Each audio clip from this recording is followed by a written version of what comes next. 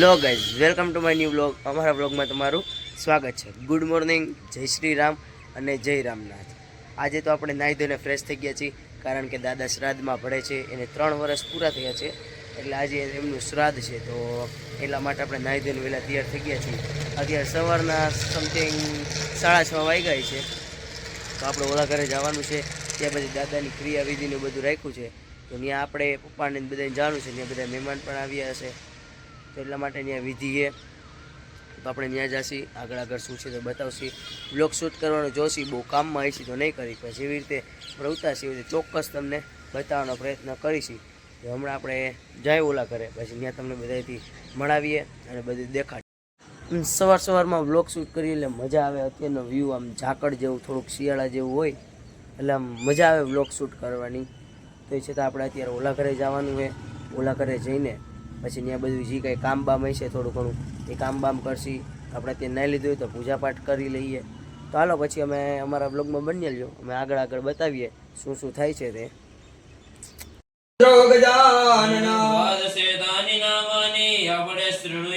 વિદ્યારંભે વિવાહે ચ પ્રવેશે નિર્ગમે તથા સંકટસ્યૈવ વિઘ્નસ્તસ્ય ન જાયતે શુક્લાંબરધરમ દેવં સદેવરણામ તતો.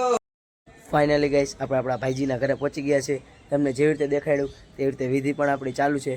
વિધિમાં કાંઈ કામ નથી, એટલે આપણે બ્લોગ શૂટ કરવા અહીંયા ઉપર આવી ગયા છીએ. તો દાદાનું ધીમે ધીમે શ્રાદ્ધનું કાર્ય થાય છે. ફાઇનલી ગાઈસ, આપણા દાદાનું શ્રાદ્ધ પતી ગયું છે. તો હવે આપણે અત્યારે નવરા થયા છીએ, કારણ કે અત્યારે સવારના અત્યારે સમથિંગ 6:15 જેવો થયું હોય છે. તો અત્યારે ઠેક આપણે નવરા થયા. સવારના નવરા જ નહોતા. 2 મિનિટ નવરા હોય તો કંઈક ને કંઈક કામ આવી જાય. વિધિ હતો દાદાની, બધી તમને થોડી દેખાડી. પછી જમણવાર ચાલુ થઈ ગયું, બધા મહેમાન આવવા માંડ્યા, એમાં નામ તેમને એવી રીતે બધી રીતે કામ કરીને ટૂંકમાં નવરા જ નહોતા. એટલા માટે એને કંઈ બ્લોગ આપ્યા આપણે શૂટ ન કરીએ, કારણ શૂટ કરીએ તેમાં મજા ન આવે, કારણ કે માંડ 1-2 સેકન્ડનો કે માંડ ઉતરે ભાવે, માંડ ક્લિપ થોડીક ઉતારી તો એવું બધું થાય. એની કરતાં આપણે પછી ઉતાર્યું જ નહીં. સવારના ઠેક આમનામ જ હતા, બધા મહેમાનની આવ્યા. અત્યારે તો હાવ બધું પતી ગયું અને અત્યારે નવરા થયા છે. અત્યારે બધા મહેમાન વહી ગયા, ખાલી આપણા ફુવાની લોકો રોકાણા છે, જે હમણાં આવશે તો આપણે એની પણ તમને મુલાકાત કરાવશી. એટલે આપણે અત્યારે તો હાવ આમ કહેવાનો તો થાકી જ ગયા છે ટૂંકમાં. હવે જો અત્યારે એવું લાગશે ને તો સૂઈ જાય, આ પછી કંઈક કરશી, એટલે ટૂંકમાં જે કંઈક કરશી તમને બતાવશું.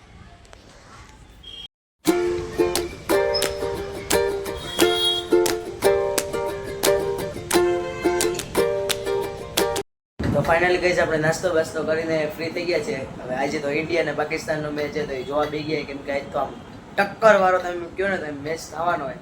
આપણે જોઈ મેચ અને તમને પણ દેખાડીએ. તમે બન્યા રહો અમારા બ્લોગમાં.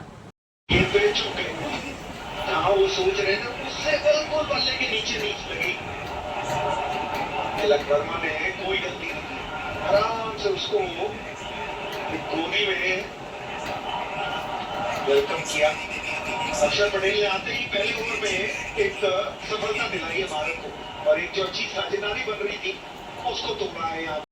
તમે જેવી રીતે જોયું એવી રીતે ઇન્ડિયાના બોલરોએ પાકિસ્તાનને તો ધૂળ જ મચાવી દીધી છે. તો હવે 127 રનનો ટાર્ગેટ આપ્યો હોય 20 ઓવરમાં. હવે આપણા ભારતની ઇન્ડિયાની ટૂંકમાં બેટિંગ છે, તો હવે જોઈએ હવે કોણ જીતશે. અમને તો ખબર જ છે ઇન્ડિયા જીતવાનું છે, એમ છતાં પણ આપણે હવે જોઈએ કે શું થાય છે. ફાઇનલ ગાઈસ, ઇન્ડિયા જીતી ગયું છે 7 વિકેટથી. પાકિસ્તાનની સામે ઇન્ડિયા જીતી ગયું છે, તમે જોઈ શકો છો.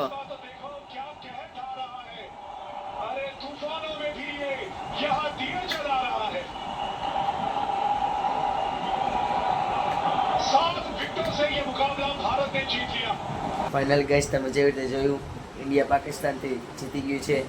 તો હવે આપણે બ્લોગનો પણ એન્ડ અહીંયા જ કરીએ છીએ, કારણ કે બહુ થાકી ગયા, નીંદર પણ આવે છે, એટલે આપણે બ્લોગનો એન્ડ પણ અહીંયા જ કરીએ છીએ. જો તમને વિડીયો પસંદ આવ્યો તો લાઈક, શેર અને સબસ્ક્રાઈબ કરવાનું તો ભૂલતા જ નહીં. ફરી મળીએ છીએ આપણે નવા બ્લોગમાં. Bye bye.